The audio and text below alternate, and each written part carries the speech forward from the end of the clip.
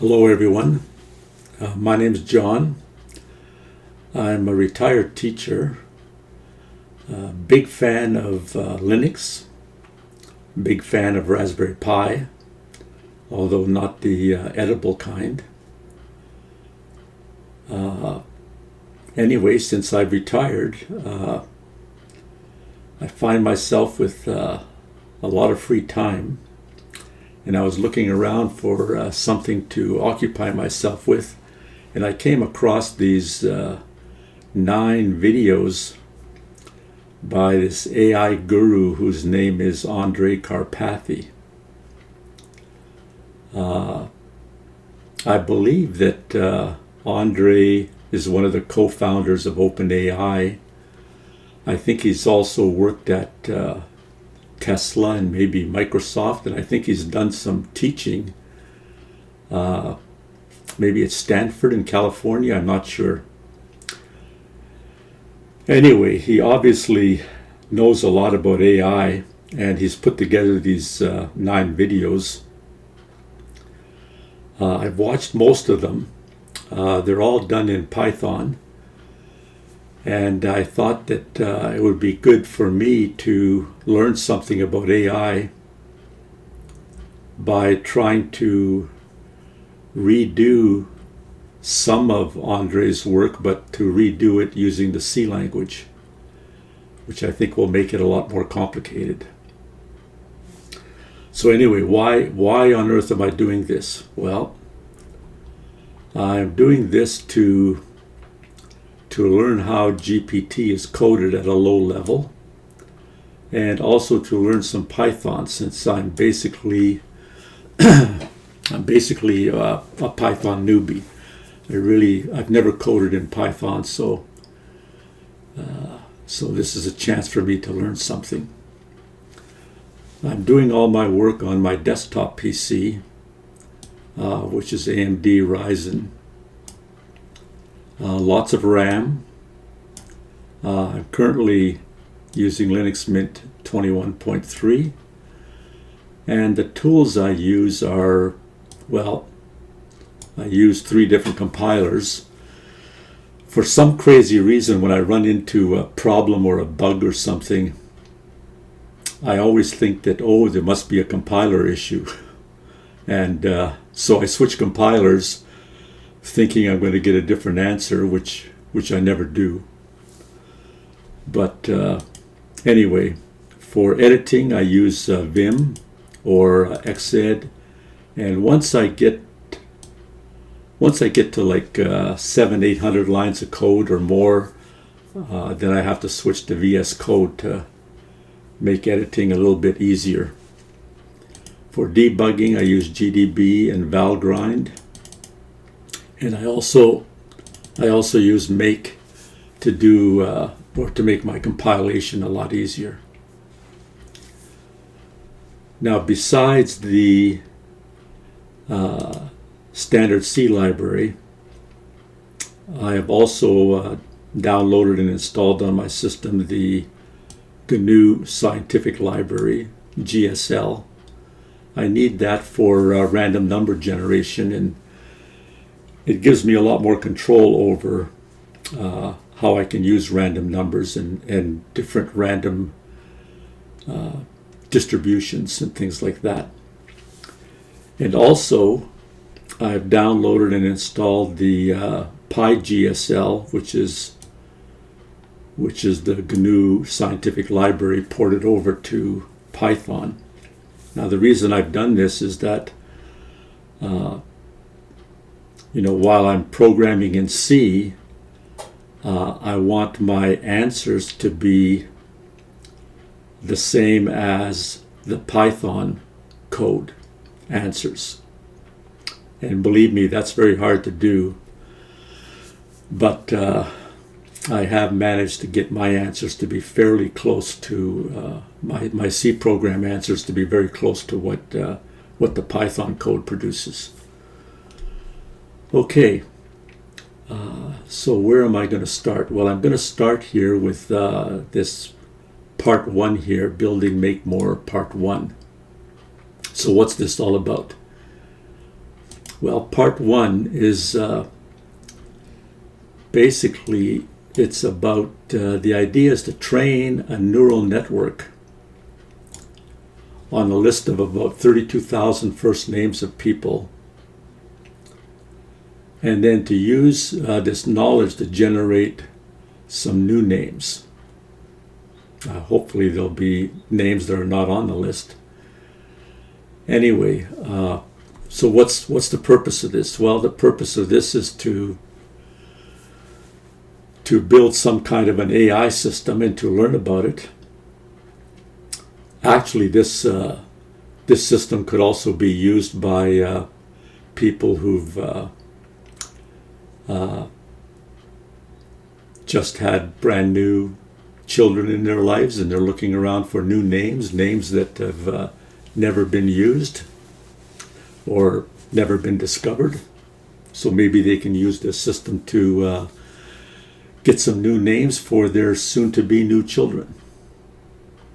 Okay, so let's first start by looking at these list of names that's going to be our database or our input.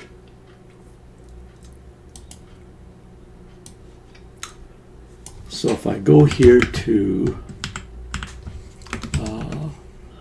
and I look at these names here, you'll notice first of all that all the names are lowercase. They're in no particular order. You can also see that there are no hyphens, there are no apostrophes, no special characters. We're just using the 26 lowercase letters of the English alphabet. So this is going to be our training data to train our system to learn what a name looks like. And hopefully, if it learns properly, it can then give us some new names based on what it's learned. So how many names do we have? We have 32,033 names altogether. So what we're going to do is we're going to start by taking all these names and putting them into a string. Basically just a C string. I guess I could do it like this.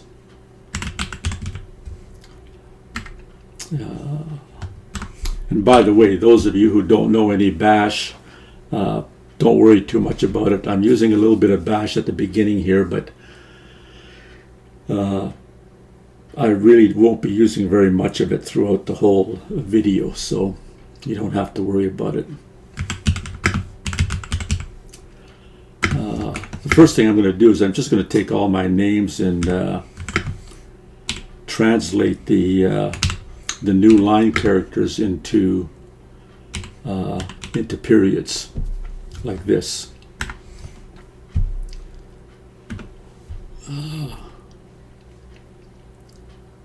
Oops, sorry, it should be names.txt. Got the wrong name of the file.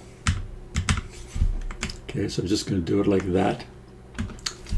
And now if I look at, let's just look at the first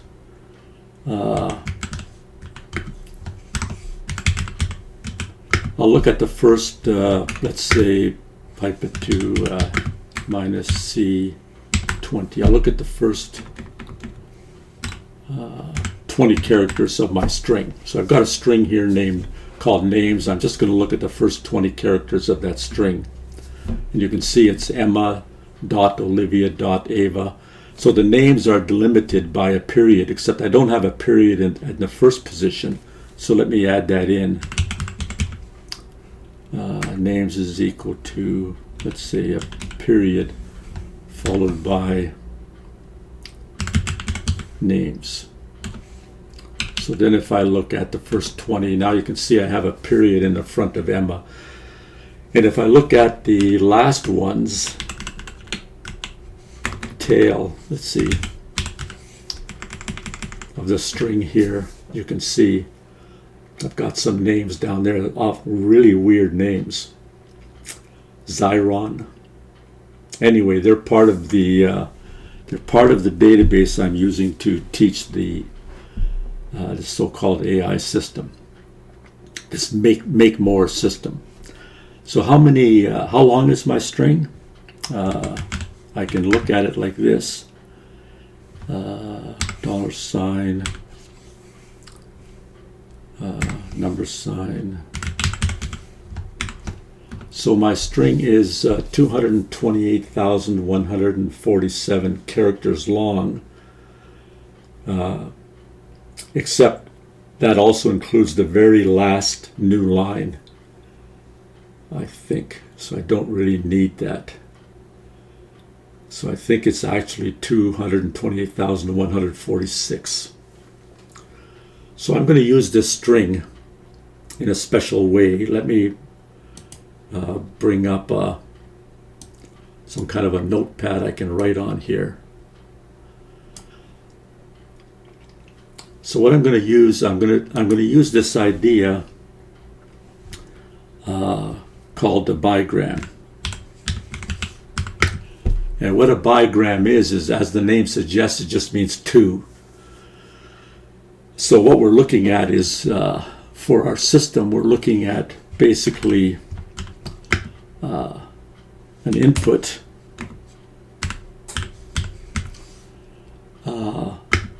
and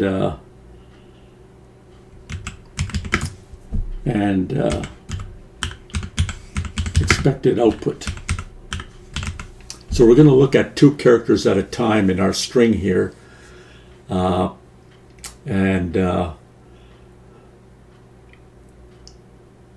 just basically count up all of these pairs, all of the duplicate pairs, to give us an idea of the distribution.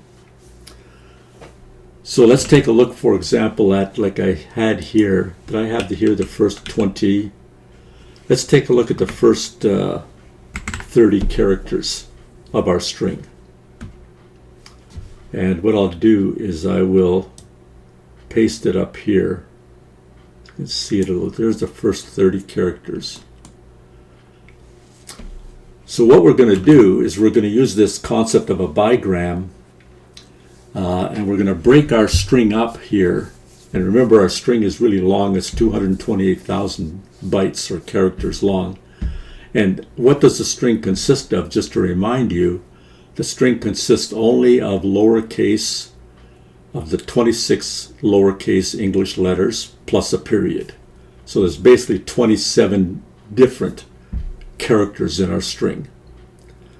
So let's break this string up into bigrams. So our first bigram will be .e. That's our first bigram. Our second bigram will be em. Our third one will be mm. Our fourth bigram will be ma. Our fifth bigram will be a period. Our next bigram will be .o, and so on.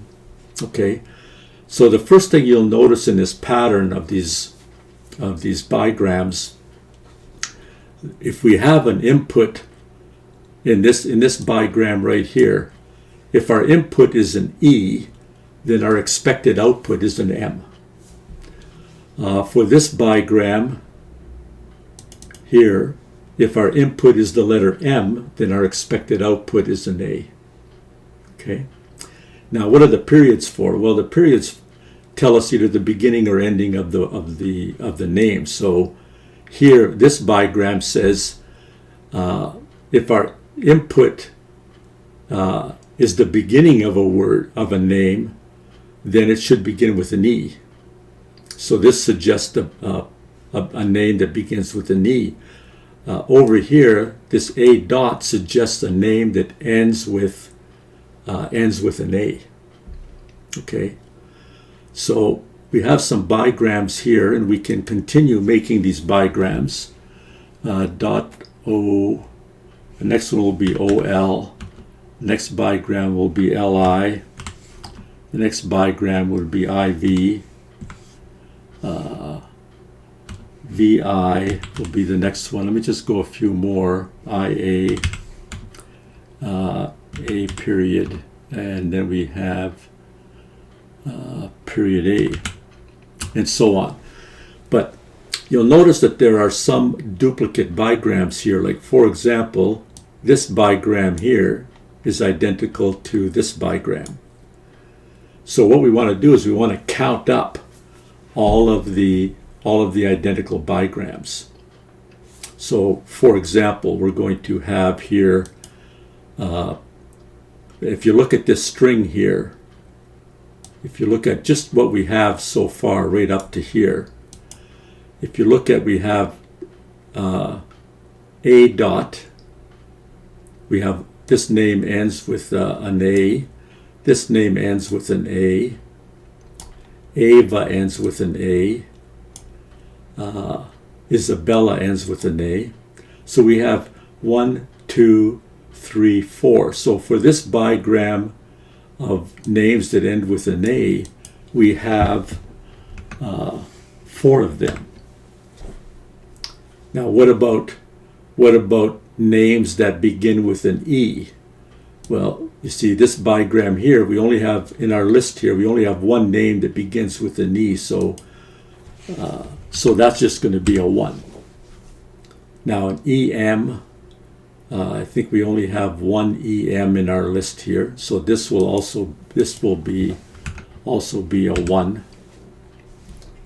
What about an MM? I think MM, we only have one of those in our list so far. An MA, I believe we only have one of those as well. What about O dot? Anything, or any names begin with an O? We only have one name that begins with an O. OL, I believe we only have one of those. I hope I get all these right.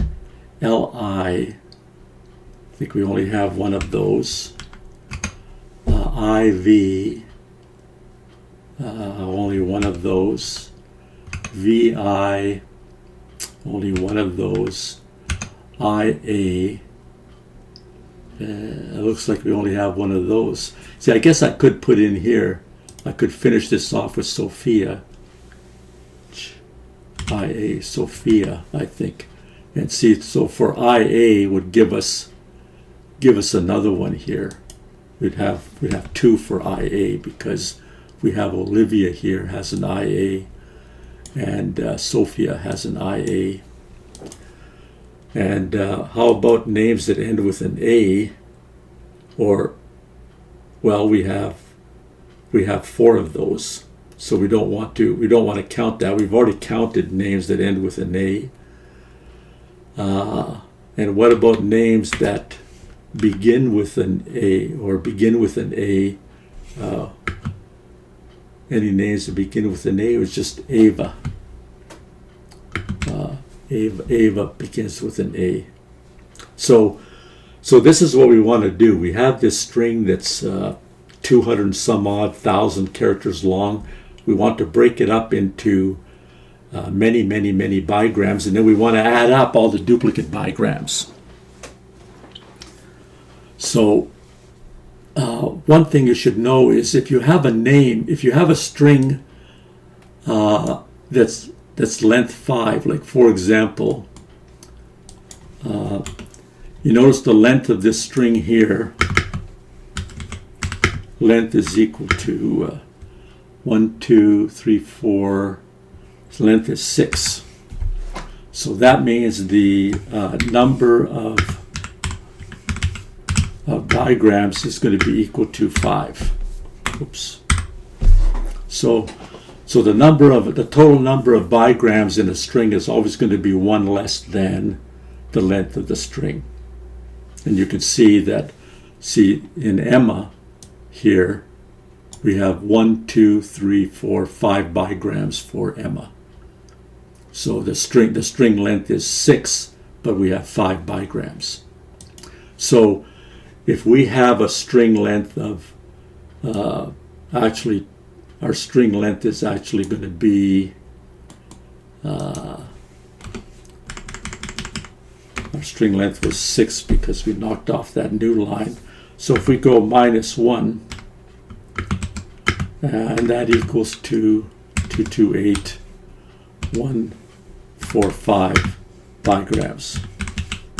That's how many bigrams we're going to have in our data. Now, obviously, if we want to make our system better, it would be great if we could have more names, because the more names we have, the more bigrams we have, and the more data the more training data we can have for our system. Okay, so what I've done here is I've actually written a little bash program here that generates all these bigrams and does the counting of them.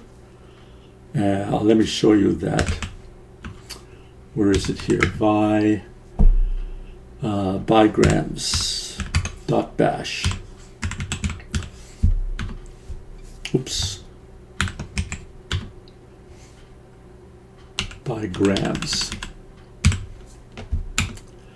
So this little program, if you look, and again, don't worry too much if you're not familiar with Bash. Again, I'm using it at the very beginning just to get the ball rolling, but eventually I will not use Bash very, very often. So I generate a list of the string of names here. I get the list or the length of the names, which is, this length is going to be 228,146, and then I do a do loop here, or for loop, a do loop. I keep thinking Fortran for some reason. Now you know why I'm retired. So what I'm doing is I'm echoing out the first character followed by the second character. So I'm just going to do, in this loop, I'm going to echo out all of these bigrams. And again, there's going to be 228,145 of these bigrams. And what I'm going to do is I'm going to sort them. Okay, so I'll get all the ones that begin with an A, begin with a B, begin with a C, and so on. And then I'm going to count them all up. And I want to see how many there are. Now, when I ran this little program on my PC here, it took about 7 minutes to run, to work all this out. So I'm not going to bother running it now. I'll just show you the results of what I got. The results are right here.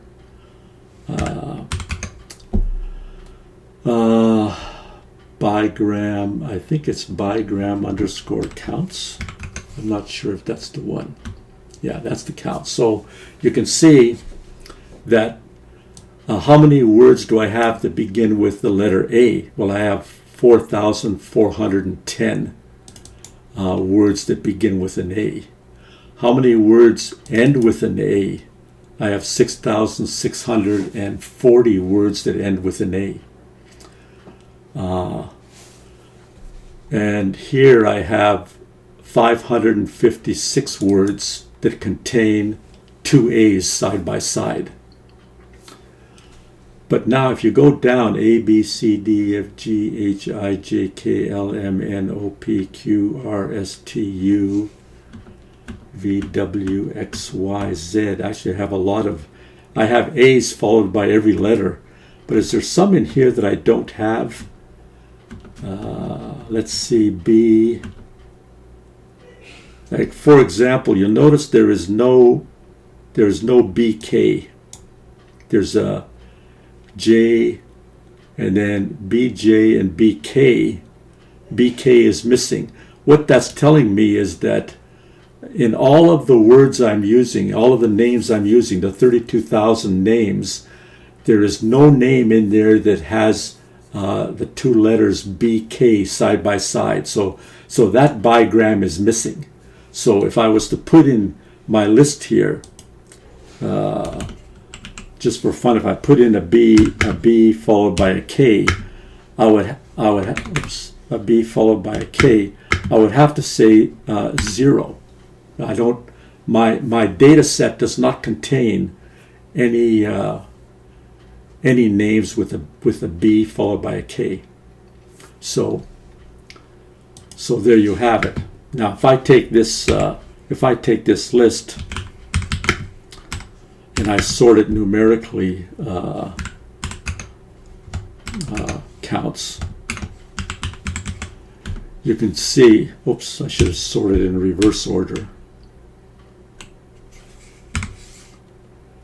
You can see that the most common bigram in my list is words that end with an N. Names that end with an N. Like John, John, ends with an N. So apparently I have 6,763 names that end with the letter N. And the second most common bigram is words that end with an A. I have 6,640 of those.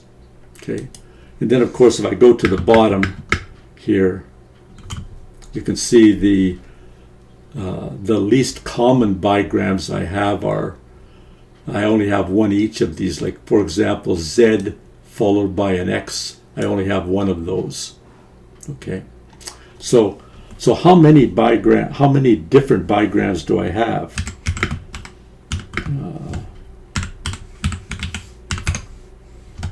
How many different ones? I have 627. So in my data here, in my, was it 33,000? No, it's 32,033 names.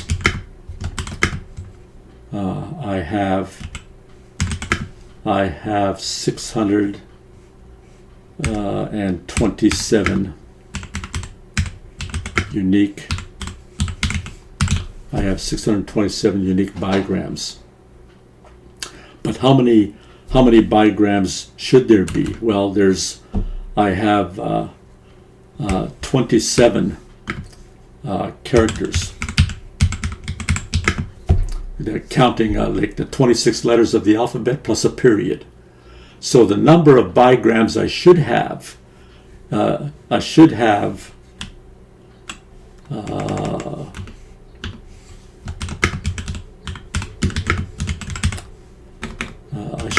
27 times 27. I should have this many bigrams. Okay, so let me just see what that number is here. I'll use BC, so 27 times 27. I should have 729. I should have 729, so that means I have, I could say my data set is missing, let's see, what would it be, 729 minus 627. My data set is missing 102 bigrams.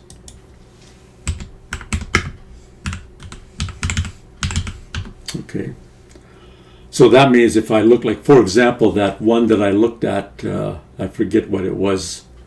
It was like BK actually. So I'm missing this bigram. So there's 0 of those. But actually there's 102 altogether that I'm missing in my data set. But that's okay. It's still a good data set. It's quite large. So what I'm going to do now is I'm going to make we're going to make a table, 27 by 27, and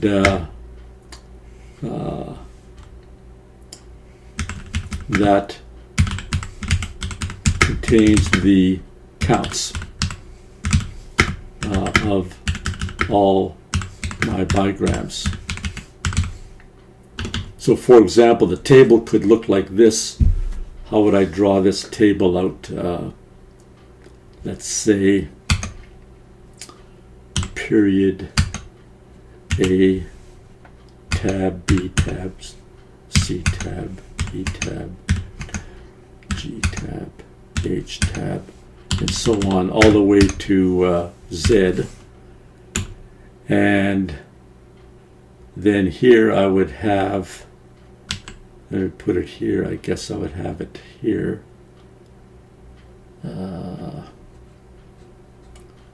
Would it be here? Let me just see here.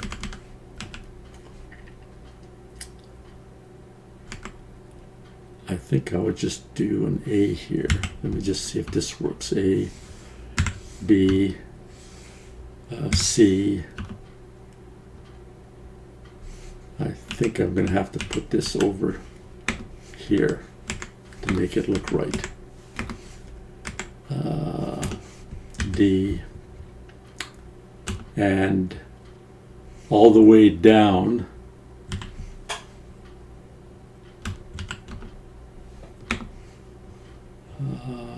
I'm doing a period here,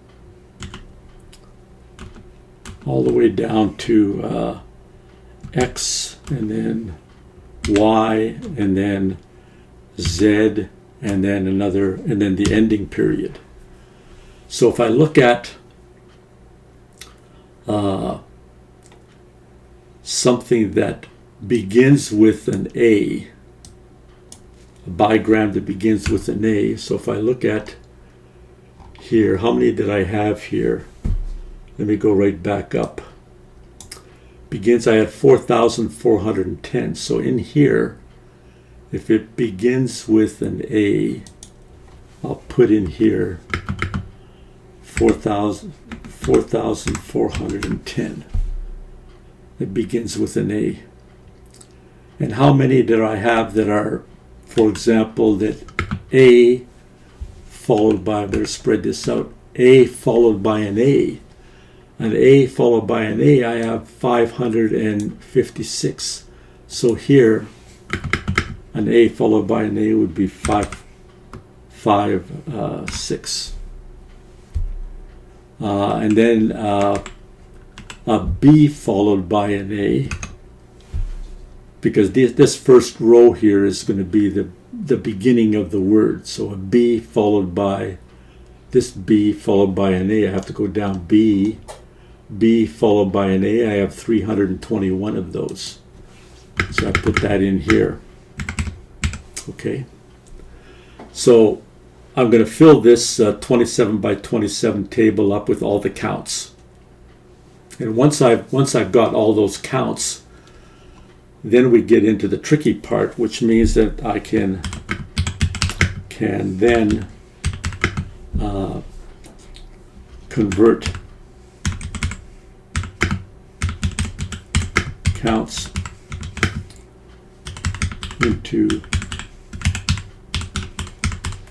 into probabilities.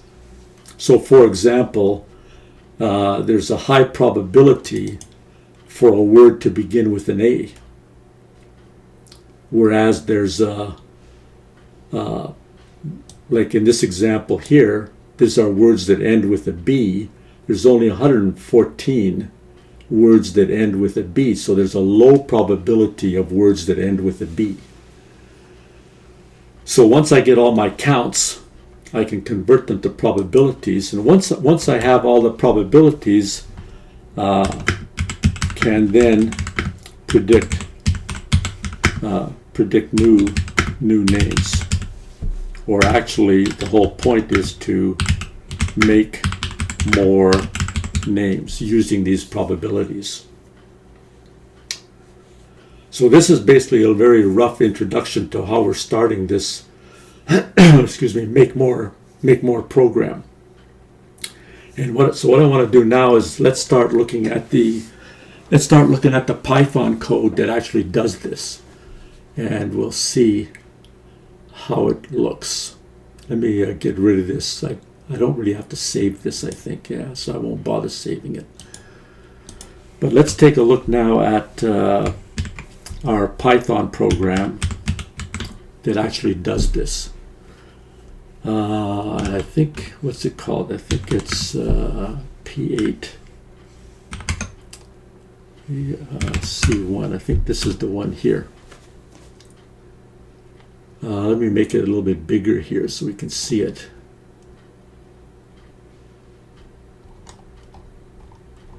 Go right up the top. Oops, gotta make it a little bit over here. and over here. Okay, so this is what we have, and again, this is taken from Andrej's video. It's basically his code. I've modified it a little bit, and I'll explain why I had to do that. But let's just go through this and see how this program works. We're importing PyTorch here, so we're using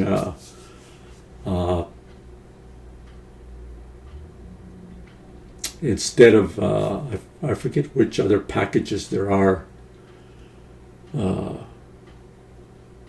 but PyTorch, I believe, was developed by Meta. Meta is the Facebook people. I think PyTorch was developed around 2016, so it's only about 8 years old. But it's a pretty active community around developing PyTorch. So anyway, I don't know the reason why Andrej is using it, but I guess it's leading edge stuff, I guess.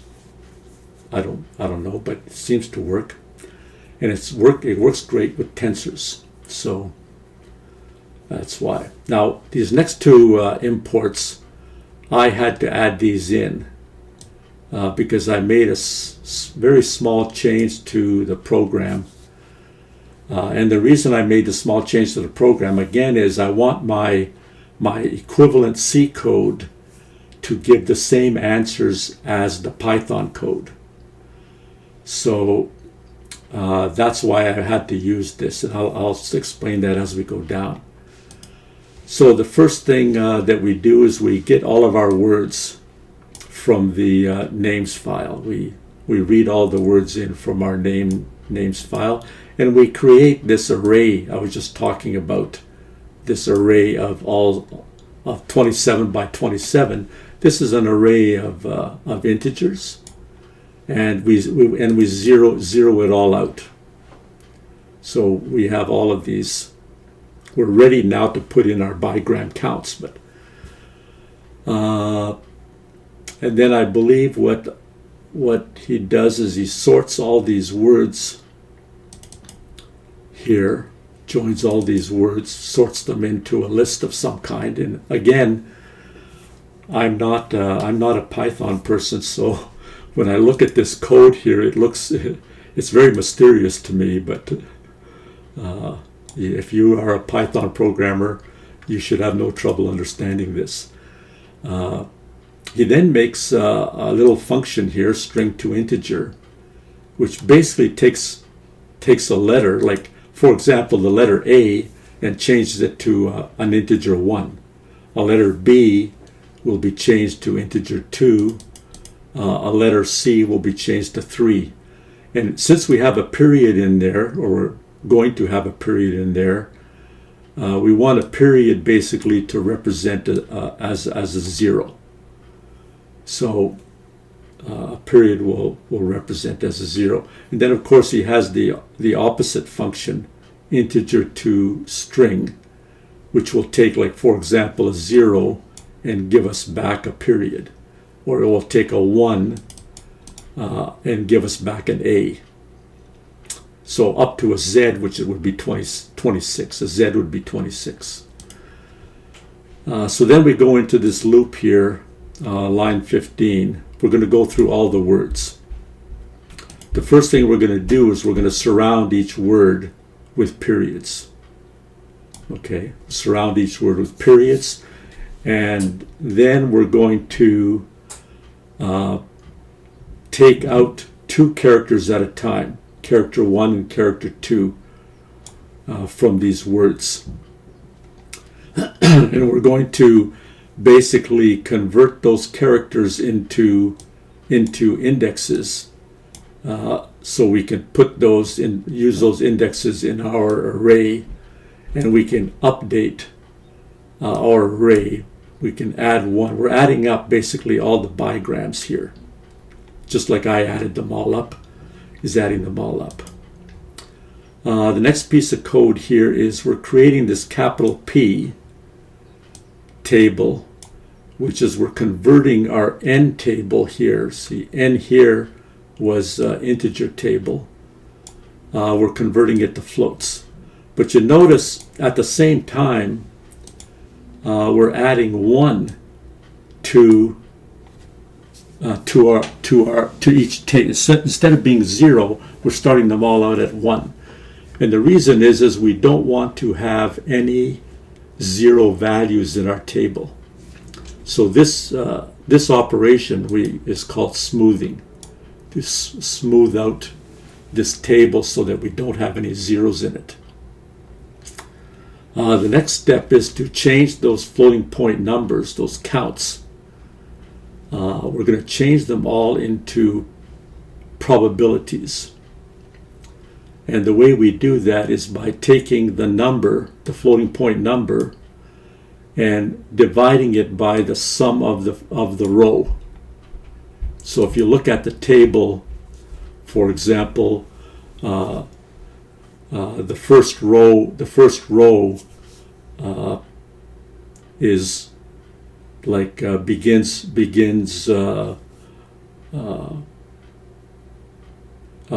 with an A, or begins with a B, begins with a C, begins with a D, E, F, begins all the way to begins with a Z.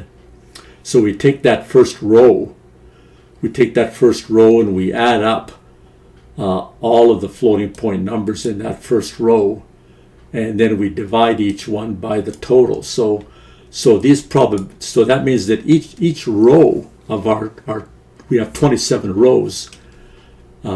We can say here. Maybe I should just write that in here to make it a little bit more obvious. We're going to take each row, and after we divide each value by the sum of the row, we end up with a situation where the sum of each row is equal to 1.0, 100%, in other words. Okay, so what we're doing is we're building probability distributions. We're going to have, since there's 27 possible characters that we're dealing with, we're going to have a probability distribution for each of one of those characters. Now, here's where the original Python program used this G to create a random number generator and give it a seed, so it's always going to give the same results. So I've commented that out, and instead I'm using the random number generator from this PyGSL here. And again, the reason I'm doing that is I want my C program to give me the same answers as this Python program. Okay. So I set up my random number generator here, and now I'm going to do this for loop here. And this for loop is going to print out 20 new names, because we have our probability table. See, our probability table is 27 by 27 probabilities based on the counts of the bigrams. So we go while true. We set up this lowercase p here to be basically the first row, because ix is 0. So we're going to take the first row here of our probability table. And again, the original Python code that Andrej created, he uses this index here to index into that row by using this multinomial function.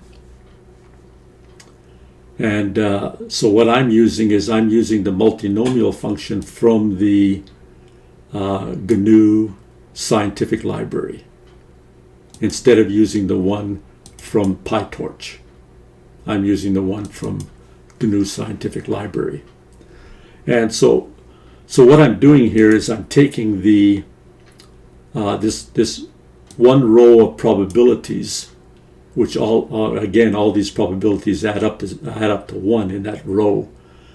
I'm creating it just into a NumPy list here. This is just a NumPy list because the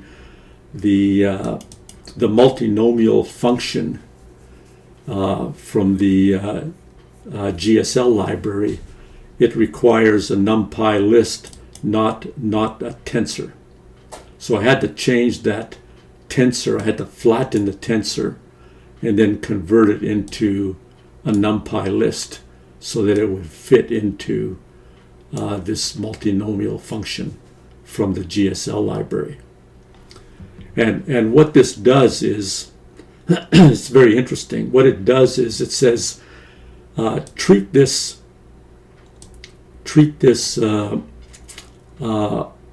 basically list of probabilities as a probability distribution, and then pick a random number from that distribution.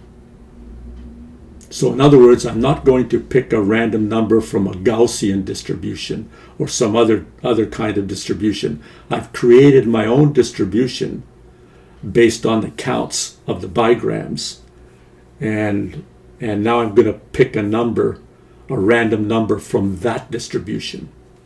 And so what n comes out to be here is, because I'm only picking one, n is an array of all 26 zeros, but one of them will be a 1. So based on what this distribution looks like, I'm going to get a 1 in one of the positions, because n is going to be an array of 27 integers here. It's going to be 27 integers. All of them are going to be zeros, except there's going to be a 1 somewhere in that list. And so I'm going to find out its position using this argmax function. Okay, so this gives me the position inside the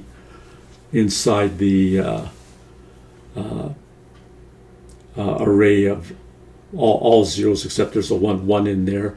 And then I convert that integer into a string, and I append it to my out array here. And I do this loop again. When my index becomes 0, it means I hit a period, which means I've already got one word, and I can break out and I can print out all of those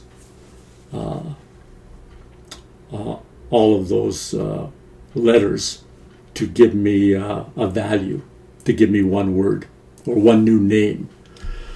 So that's how this is supposed to work. I'm sorry my explanation of this Python is not that great, but I'm learning just as you are, I hope. So let's take a look and see how this works. What I'll do is I'll just run it here, / and see what we get. And you can see here's the list of names we got. So the first name is not a bad name, Uina. Uina? I mean, actually, some of the names are just nonsense here. They're very difficult, but Uina is not really, you can't really say that's a bad name. How about this one here? Azane. Maybe that's not a bad one. Cash, K-A-S-H. That's, cash. Is cash home? Can cash come out and play? Maybe that's not a bad name for someone. This last one is maybe not a bad name. Is it Myvima, or Mivima? Not sure. But these are the 20 names that this Python program came up with. And again, if we just use the same probability for each bigram, we would have a lot more nonsense than we have now. So this is our first effort. We got a few names that sort of make sense. Maybe this one here. I don't know. This one, is it Jizdira? Maybe that's, I don't know, not that bad. Anyway, what I want to do now is look at my C program that does the equivalent, or hopefully the equivalent of this Python program. So my C program is here. Let's take a look at it. P8 C, or no, it's P8 B.C. I believe this is the one here. Yeah. So let's just take a look first at our main function for our C program and see what it does. So the first thing I do is I get this string here of names.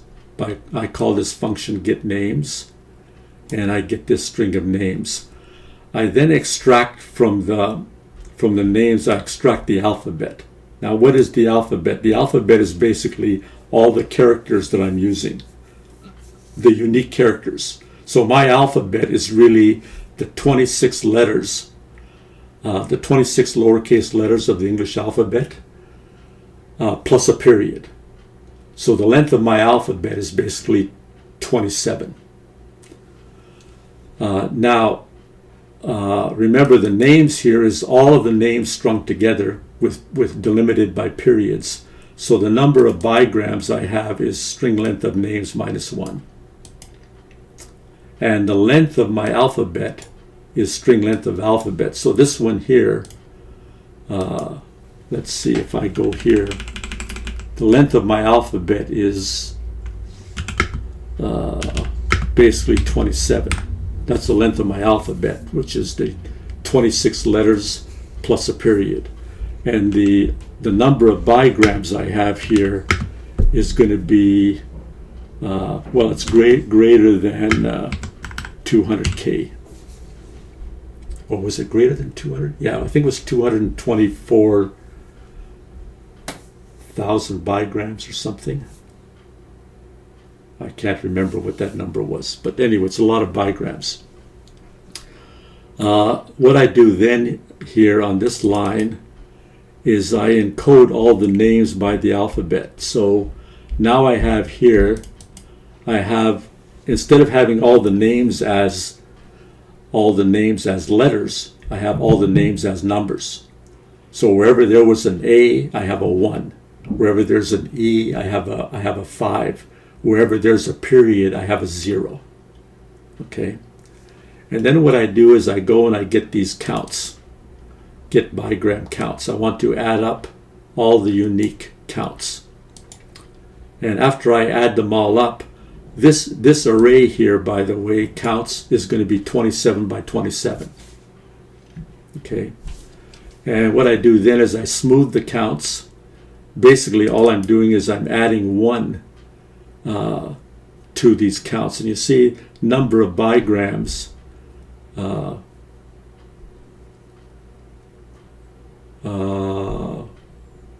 number of bigrams is going to be what? Ooh, I got a lot of bigrams. Do I have this thing right?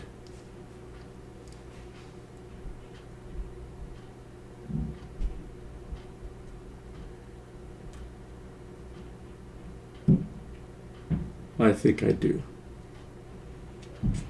Anyway, we'll see how this works out. I'll have to look back. It's been a while since I looked at this these functions here, but I have them here. So anyway, then I have some code here. This line here, after I add 1 to all the bigram counts, I save the bigram counts to a file here. I save them all here. The reason I save them is because I'm going to use GNU plot to actually plot them out. And then I convert those counts into probabilities. And after I convert them into probabilities, I produce a loss function here. I haven't talked about that yet, but I will, using this get loss function, and then I call MakeMore, which makes 20 more names for me. So just briefly,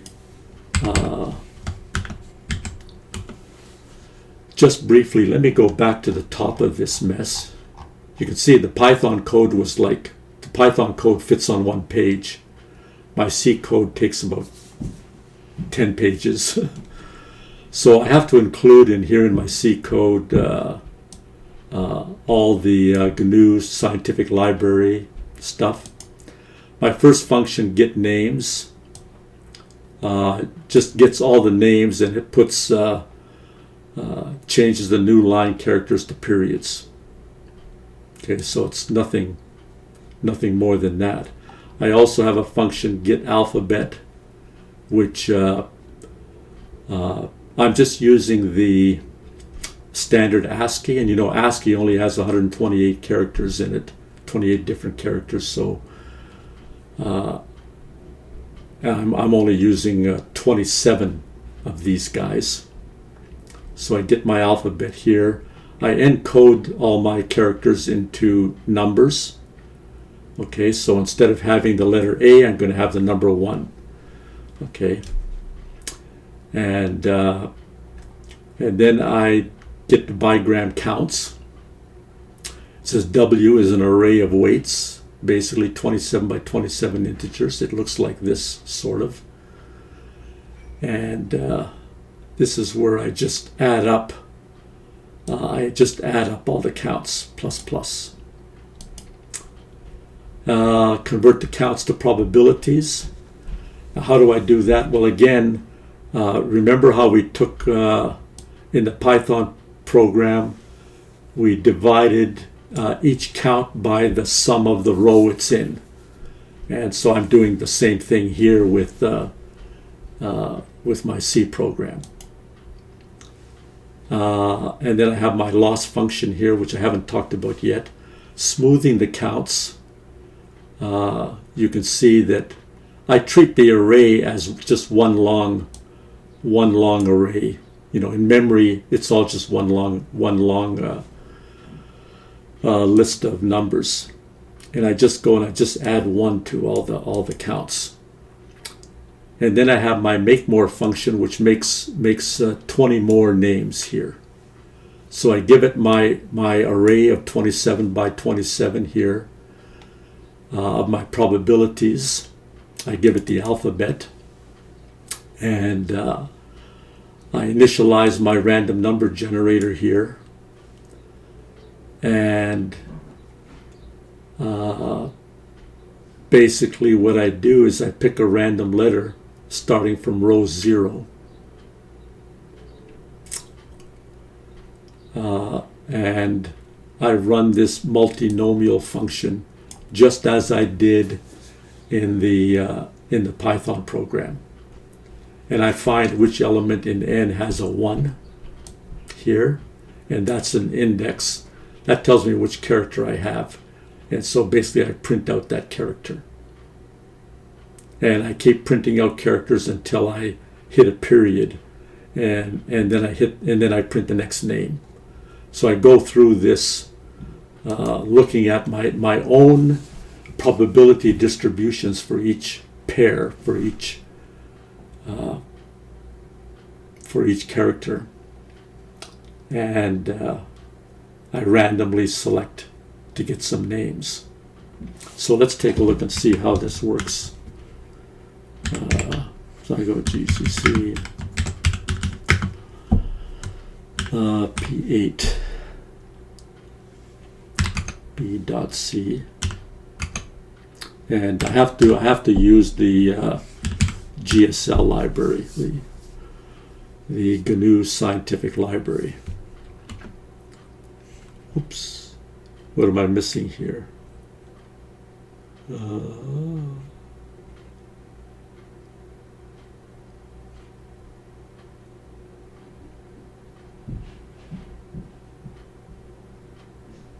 Oh, I also need the math. I also need the math library, I think.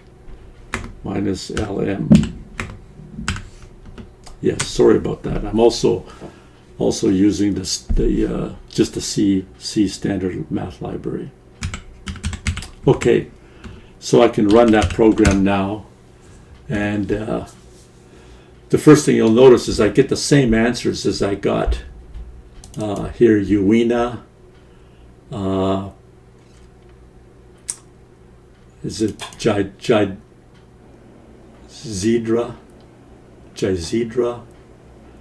Azane, Cache. In fact, if I run the Python program again, you'll notice also that, where is this Python? You'll notice how slow the Python program is compared to the C code. See the Python program 1, 2, 3, there it is. Whereas the C code, bang, just does it immediately. In the very beginning, the C code outperforms the Python code, but as this neural network I'm building, or as this AI system I'm building, as it gets bigger and bigger and bigger, the Python code will just take off and be way, way, way faster than the C code. And the reason is because the Python code is going to be using all my CPUs, whereas my C code just uses one CPU. Okay, so we've done that much. We now have to take a look at how do we measure the quality of this of our network.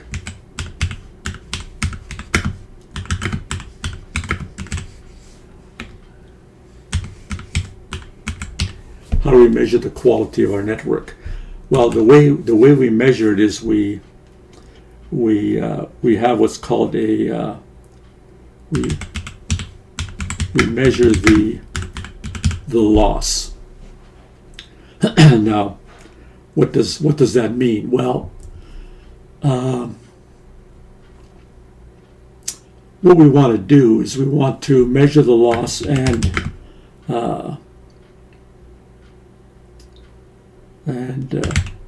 make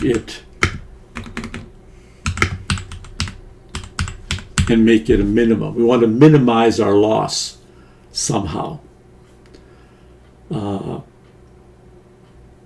wonder if I could just do something like this. Let me just see if I go into GNU plot. If I do something like this, if I say A equals 3, B equals 4, C equals 5, then I say f of x is equal to AX, I think it's AX, no, A times X to the power of 2.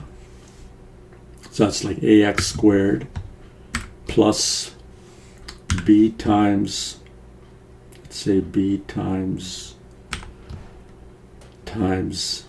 X to the power of 1 plus C. I don't know, is this going to be a valid function here? Let's see. I don't know if we can do this or not. And then I can say PLOT f of x. If I can plot f of x, there you go. So I get some kind of a curve here. But you notice that if you think of this curve here as being how much a company is losing, let's say this represents transportation cost. You know, the cost of transporting my goods. So this is how much I'm losing. So, like for example, here I could be losing $100 for, you know, if I'm at this point on the curve. So what I want to do in order to minimize my losses, I have to go all the way down to kind of find the low point of the curve here to try to minimize my losses. And in the next video I make, we're going to be talking about gradient descent. And that's the idea here, is to go down this curve until we can minimize our loss. So what I'm going to do here is how do we calculate the loss here? We've got a very simple network. We just got an array of 27 by 27 weights that are probabilities. And basically, well, let's just look at the code. If I look at my code here, which was the C code here, and I go down to, where do I get the my function for generating the loss. So it says here that we compute the log likelihood, which is minus infinity to 0. We do this by adding the logs of all the probabilities. And because basically the log of A times B times C, because really we're looking at the product of all of our probabilities is going to be our loss. We are going to add up all these logs. So I'm going to take the log of all of our probabilities. Remember, we had that array of P with all the probabilities in our Python program. We're going to add up all those logs, take the log of each one. And that gives us basically the log, what's called the log likelihood. So our log likelihood is going to be this number here, which is the sum of all of our logs. And then what we want to do is and because that's going to be like a negative number, we don't like to have our loss to be a negative number. We want our loss to be a positive number.